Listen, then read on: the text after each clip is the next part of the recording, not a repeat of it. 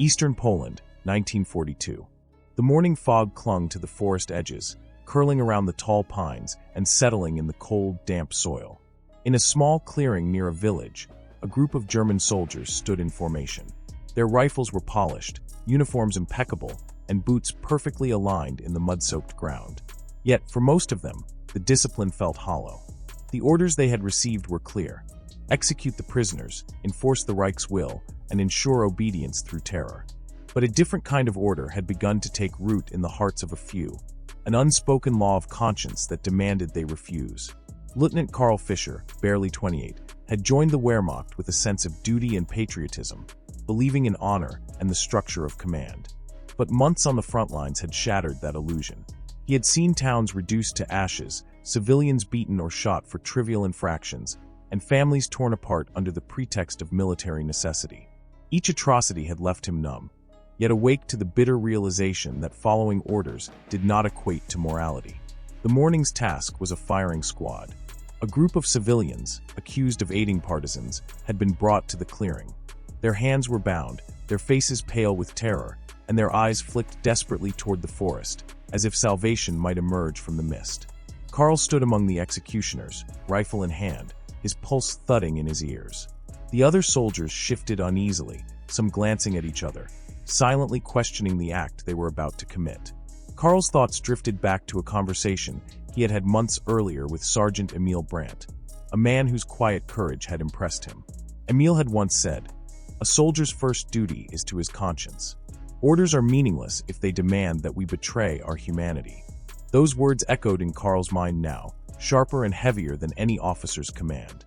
As the prisoners were positioned against the makeshift wall, a fallen tree reinforced with logs and dirt, Karl noticed something in the ranks of his fellow soldiers: hesitation.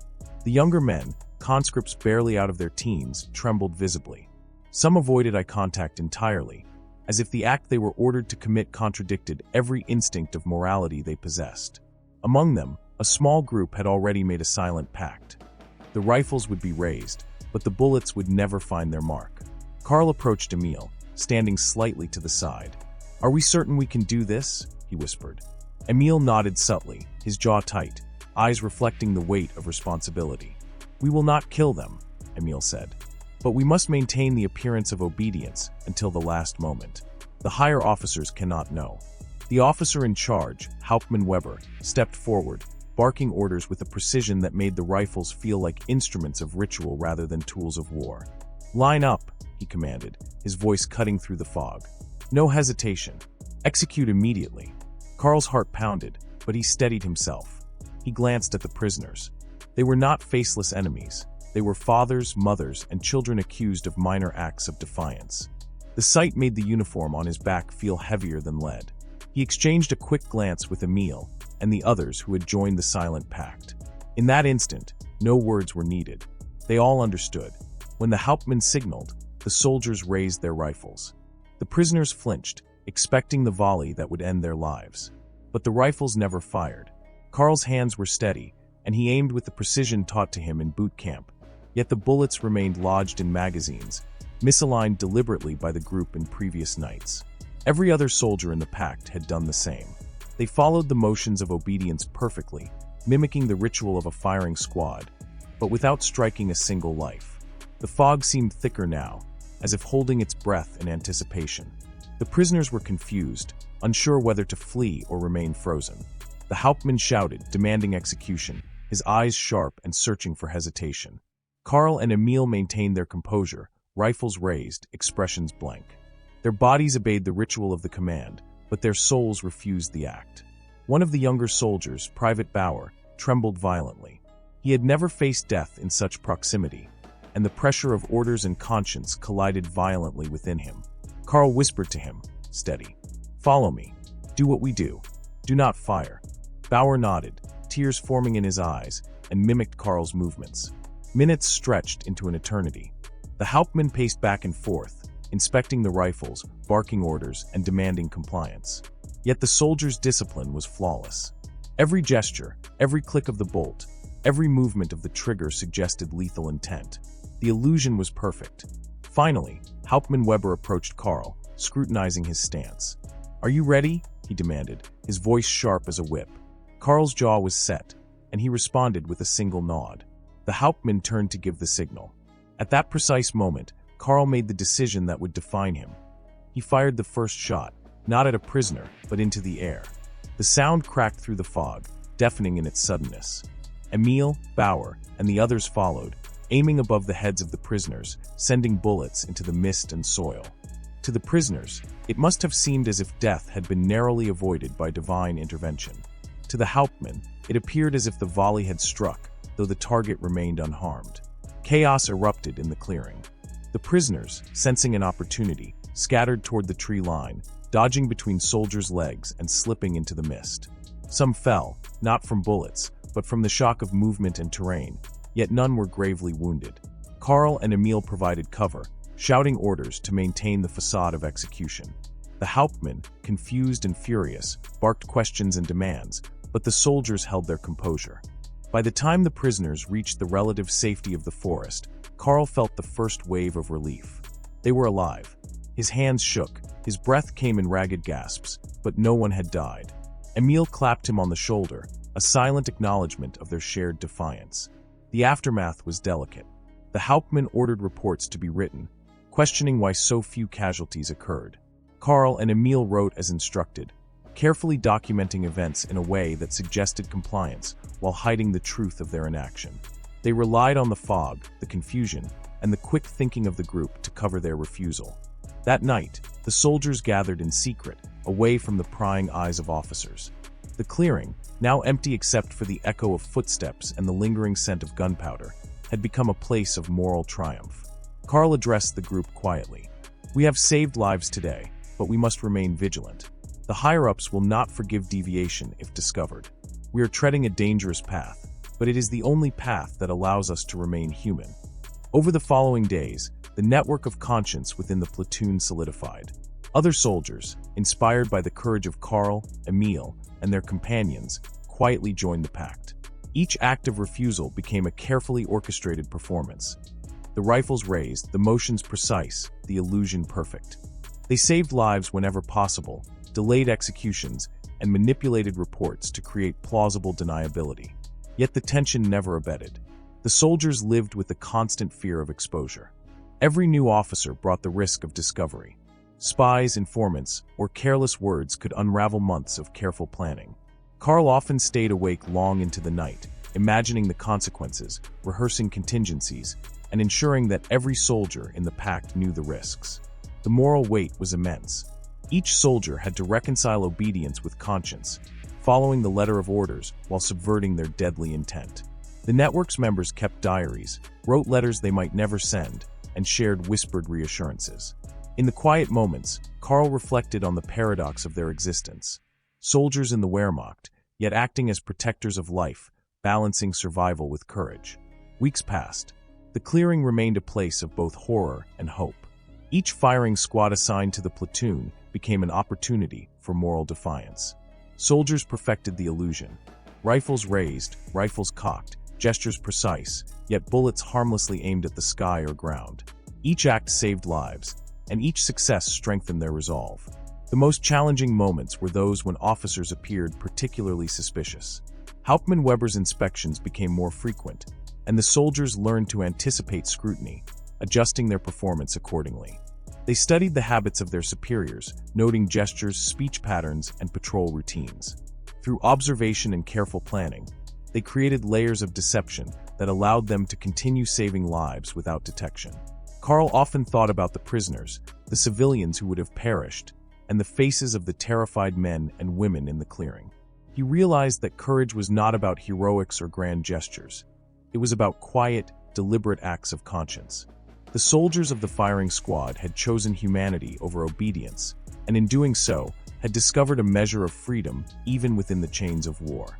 As winter thawed into spring, the soldiers' acts of defiance grew bolder. They coordinated with local resistance groups, sending warnings and subtly redirecting captives. They manipulated supply records, misdirected patrols, and even sabotaged minor operations that would have endangered innocent lives. The network of conscience had become a lifeline for civilians and a moral compass for soldiers trapped in the machinery of war. Yet Karl knew that the danger was far from over. Any miscalculation could be fatal. The pact required absolute trust, impeccable timing, and unwavering courage. Still, each life saved reinforced their determination. They had discovered that even in the darkest circumstances, the human spirit could assert itself, refusing to obey commands that violated morality. In the quiet hours of the night, Karl often returned to the clearing alone. He would kneel by the snow-streaked ground, reflecting on the lives spared, the bravery of his comrades, and the silent defiance that had made them heroes without recognition. He knew that the war would continue, that atrocities would still occur, and that danger lurked with every sunrise.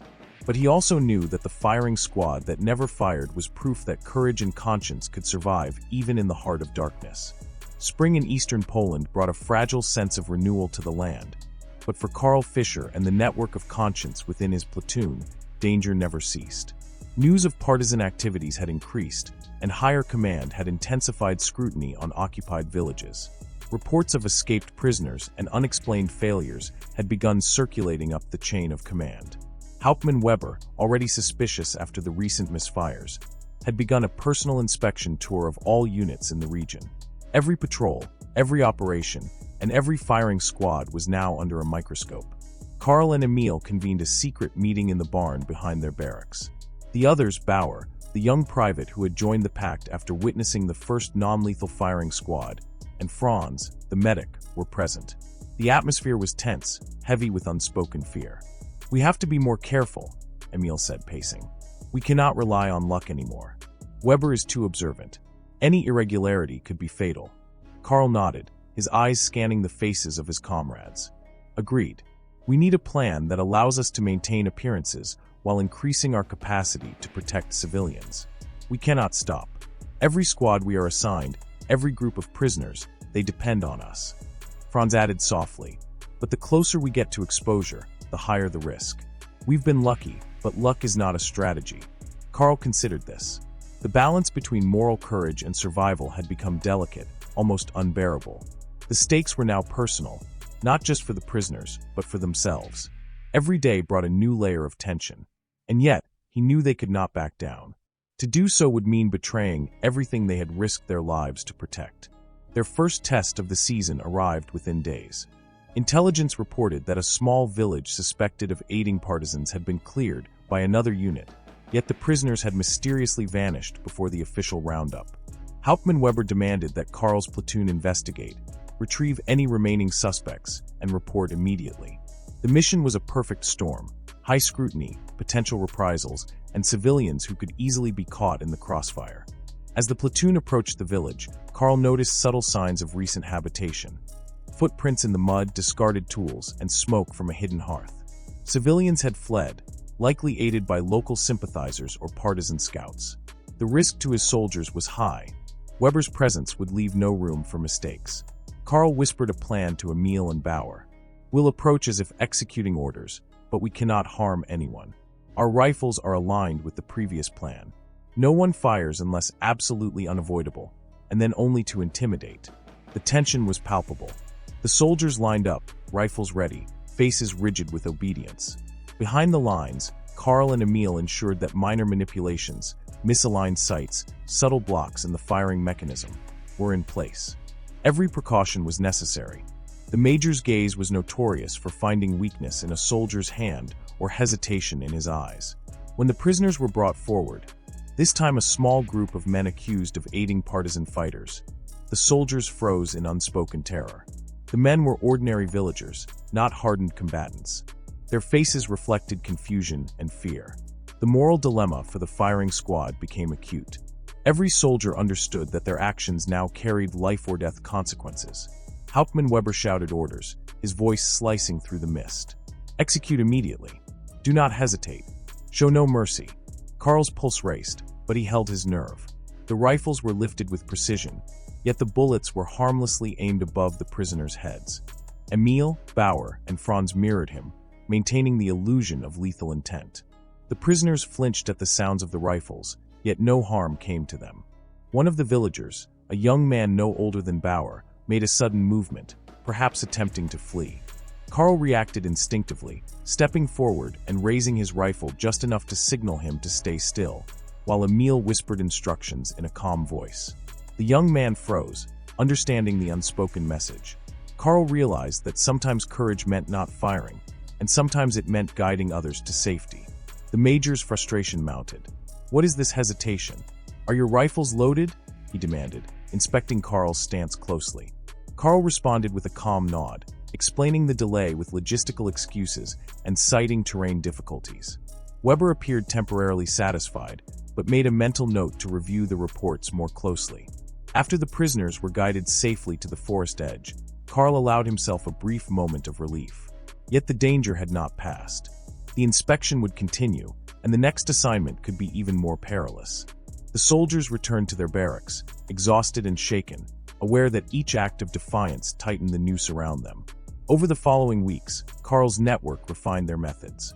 They created coded signals for emergencies, developed contingency plans for uncooperative officers, and collaborated with sympathetic villagers to shelter those at risk.